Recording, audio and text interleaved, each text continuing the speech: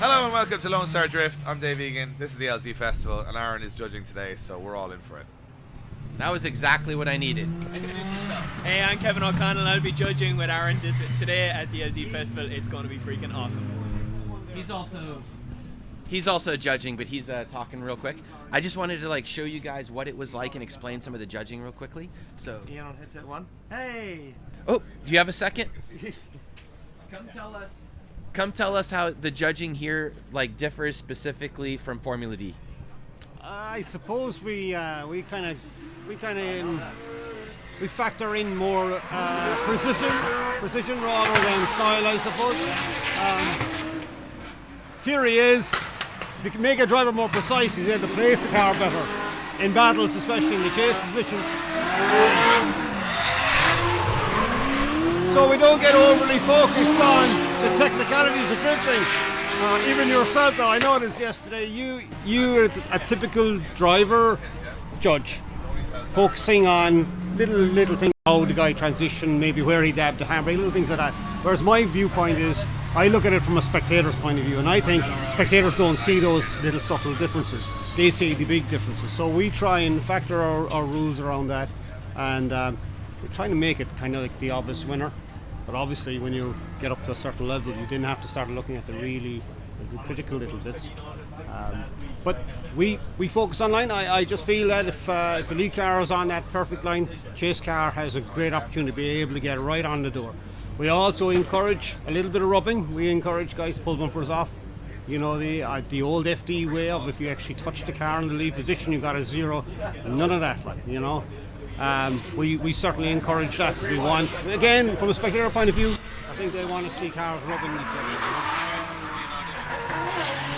And how many times have you judged James Dean? BBC? I've been judging since 2003. I've been bloody drift cars, very nice journey. I've been head judge in Ireland since 2003. British Drift Championship since 2013. Out in Dubai, Drift UAE. I run the Oman Drift Championship. Where else? I do stuff in Cyprus, North Cyprus. I did Drift Masters in 2018, the first year of Drift Masters European Championship. I was very much involved in the rules there in creating that. I was head judge there for that year, so I've done a bit. So do you think he's going to win, or who do you think is going to win? Who? Who's going to win? Yeah, who's going to win? Who's going to win? I don't know. Usually in racing, it's the first one across the line, but I don't think we can apply that rule here. Look, let's say, do you think it's going to be an American YouTuber, or do you think it's going to be an Irish boy? I think it's going to have to be an Irish boy. I mean, they have home knowledge here, but Adam is looking really good, I must say. But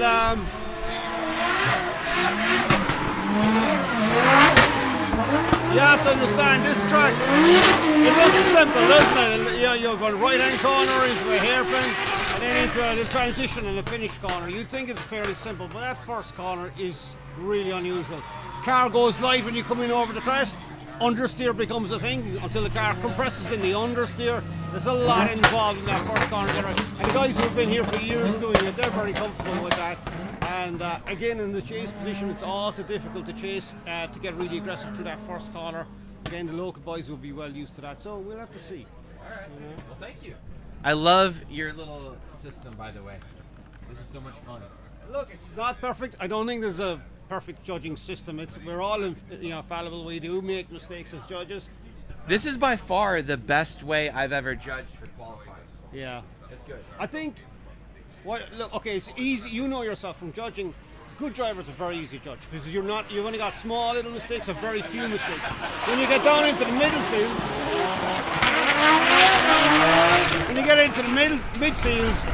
it becomes it's like judging in mud. It's all so vague because there's so many mistakes.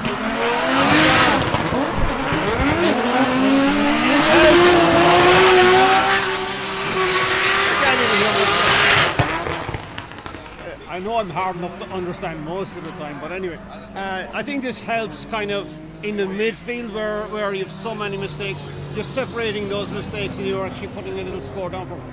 In BDC, we actually put that live score up on the live stream. Oh, really? Yeah, and it shows the screen, the score dropping as we are pressing those buttons. For a judge or just for the average? It's just average over the tree. And now there's maybe a second or two delay by the time we press the button, by the time it comes up on the screen, so you'd have to kind of be looking back where we were docking the points. And it's just a load of numbers dropping. So sometimes it's hard, but you can see where a lot of drivers, if you watch back, drivers can see where they're losing points. That's the idea.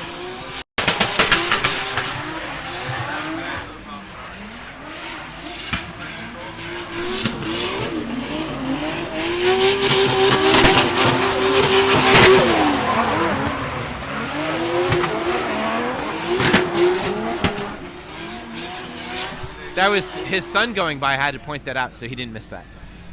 Yeah.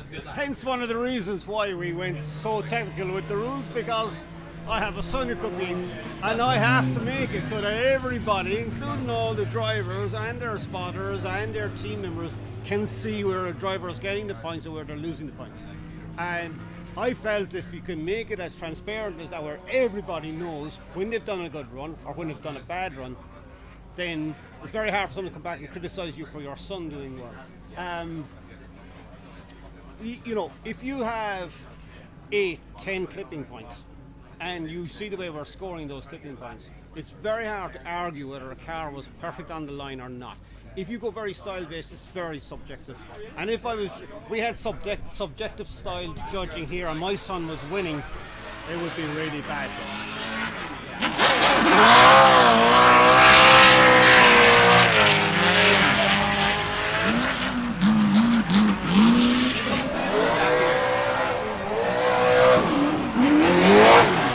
Real quickly, would you describe how this works?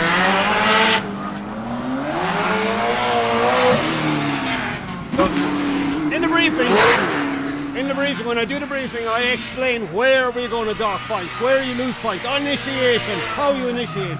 And we basically have 3 buttons under our 3 fingers. And you literally never look at these buttons, you're watching the run the whole time, and you decide. If I said in the briefing that if you're halfway into the clipping box you're going to lose 2, you'd press the 1 button twice. It has now taken 2 points off. But it's an average of the 3 judges, so if I'm the only one who's done it, it's only a third of that score comes off the driver's score.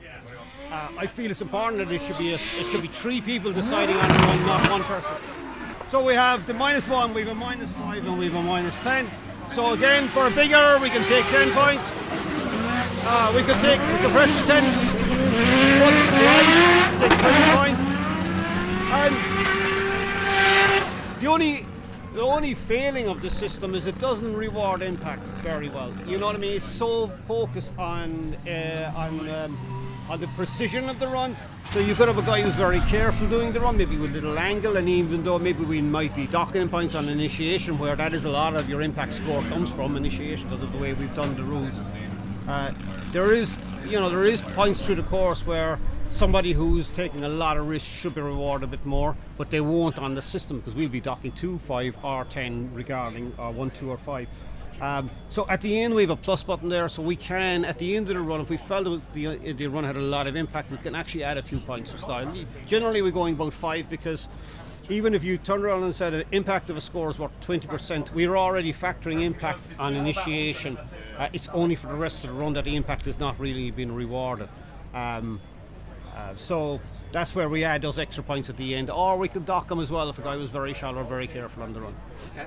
And say in the sweeper, he comes in, he misses the zone, and is off the zone all the way around. What is that, a negative? So if he's missing the clipping box, it's a -10, and we've broken up the first outer zone into 2. So then as you enter the zone, as you exit the zone. If you enter the zone, if you're missing the zone completely, it's a -10. If it's on the way on the inside of the track, it could be a 15 or a 20. If he's halfway into the clipping box on the entry into the zone, it's a -2.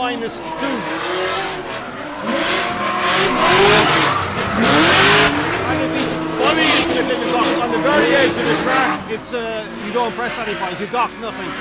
And then you watch them through the run. If they stay on the edge of the track all the way to the end of the zone, you don't press any buttons. If they fall away at any point in that zone, you could dock a point.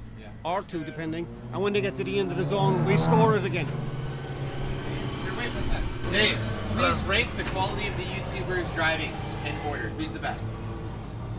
Of the YouTubers. Yeah, of the YouTubers you brought. Who's the best? Oh, I was going to say James Dean does YouTube. Okay, so it's- James you're Dean. saying James? James would be number 1. Who's number 2? Adam. And then who's number 3? Colette. Okay, and who's number 4? This is based on today and what I watched. No, you're just saying who's the best drivers. Oh, well, Adam's in Formula Drift, so. Okay, or today. Do today. That's Okay, fine. today I would say And then Colette, and then who's after Colette? Jimmy. And then who's after Jimmy? Sam from Night Ride. Okay. But he's got a very, very slow car, so it's hard to tell. That's okay. But I think he's also, that's also the ranking in order of experience of competition, too. So it goes to show practice makes perfect. Is that everybody? I think everyone. Oh, Luke Fink. Oh, how's Luke doing? He's in a borrowed car because his clutch went, so I think he'll be like, I put him maybe number 3 today. So he's under Colette? No, Colette better than Luke today. Okay. Cool. Thank you. I think that's of what I'm seeing, but then, like, Wait, you're saying that Adam is better than Luke? today. Yeah, so it's not super style based. So you end up with robotic drivers like James Dean that make literally no mistakes, and then as he gets so incredibly good, he can throw in his own flair and style. But for the most part, the judging rewards no mistakes.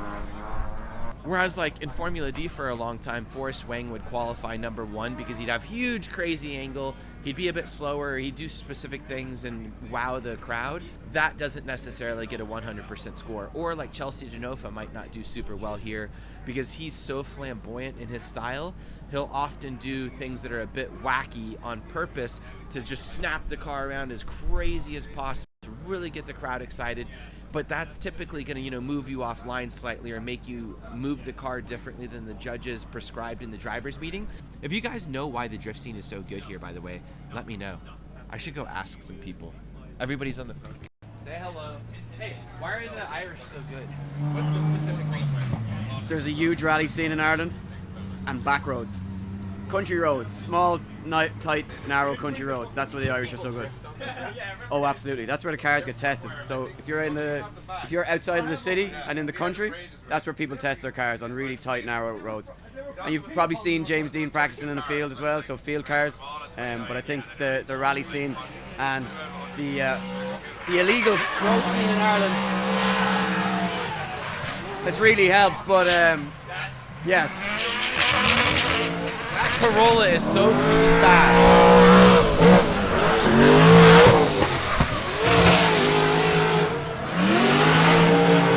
Just one of many awesome, insane Corollas here this weekend. Irish though. He's a foreigner.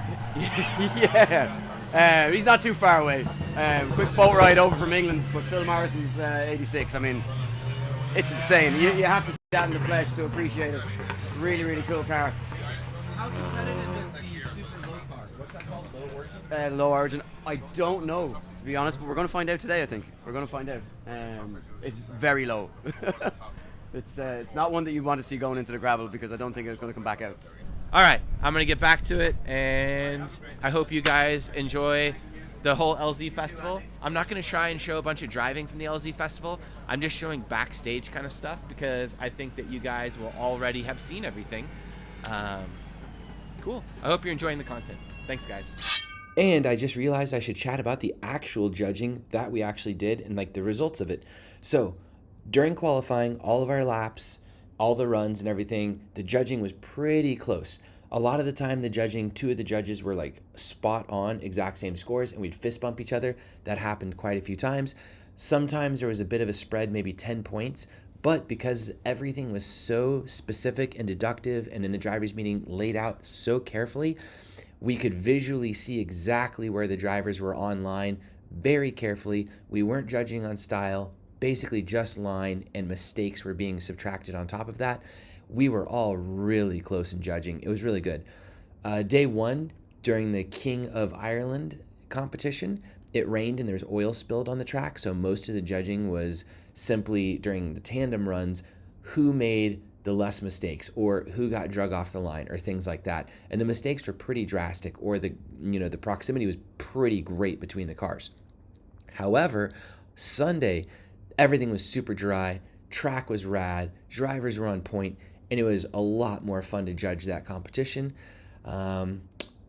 Pretty much the entire time the judges were spot on, all agreeing, except maybe somebody was like +1 out of 10, a little bit off of the other judges, and we would kind of chat about it for a minute, but we were in unison on every judging call except one. That one call, I don't have video of it, but it was a Shanahan brother against Darren McNamara. And what happened there was, as Darren McNamara followed first, he was insane on entry, super close, amazing, just right on top of the other driver. So much so, it was insane. I was cheering. The most insane transitions you've ever seen. So much aggression. And at the very last part of the track, on the easiest part, he made a mistake and strained up a little bit because he was just in the other guy's door. And then on the other lap, the Shanahan brother took it super easy, super conservative, did not push it, didn't get close, did not have an aggressive run. He kept enough closeness that he was confident he wasn't going to lose, and we had a split decision. The other two judges, they wanted to give the win to Shanahan, and I wanted to see it one more time. The reason I wanted to see it one more time was it was the Darren McNamara run was the absolute best run of the weekend for tandem. Not anyone else ran a better qualifying or, well, not qualifying, but practice or tandem competition like lap like that. It was the absolute most aggressive lap ever. And if you are that aggressive, you're going to make a mistake. And simply through their judging style, that mistake was the deciding factor, and the other driver did not have to be aggressive. And that was about the only difference that we had during the entire competition. I told them what I thought. They said what they thought. And then they went with their decision because they outruled me, which was totally fair because that's the way they did it. And they brought me in knowing that I'd have a bit of a different style in judging. Other than that, judging was super simple with their system. Never have I ever had more agreement with all the other judges, or all the other judgments just have complete agreement than in this competition. And I've judged over 100 competitions, so that's saying something, probably more than 150. So I really enjoy the system. I really enjoy the qualifications of the keypad, even though I don't do qualifications for various reasons, my own events. It works very well for this. It was the best I'd ever seen, and I like their system. Although I do wish it had a little bit more style emphasis, but I completely understand when you are doing these like robot clockwork and you're doing events all the time, style is super subjective, just like Kieran said, and that's basically it. I mean, it's easy to delete and then you don't have to mess with it because it's subjective. And in this case, it was subjective, and they just overruled my subjectiveness, and it was good, and I loved it. I just wish that the most aggressive driver with the most aggressive, amazing lap wasn't punished quite so much by this system, but I 100% understand, and it was his fault for being that aggressive and messing up. He should have dialed it a tiny bit back, and then he might have won, and that's it. Event was amazing. Judging was amazing. I really enjoyed it. This was a top-notch event, the best event I'd ever been to for logistics. So congratulations to Drift Games. Congratulations to everyone involved. Thank you so much for having me. I would love to judge again next year. All right, that's it. And like always, Lone Star Drift always has an event coming up soon, and next one is round 5 at the Houston Police Academy, September 24th and 25th. Come hang out with us. And I also want to say thank you to all the sponsors, because we are lucky to have sponsors in the United States, such as BC Racing, Custom Coilovers, WhatMonstersDo.com, NK Wheels, Volino Tires, ECU Master, KBD Body Kits, and Spec Clutch. And thank you so much for watching, all the viewers, everyone that helps out, everyone that comes to the events. Thank you so much, and I'll see you next time. Bye.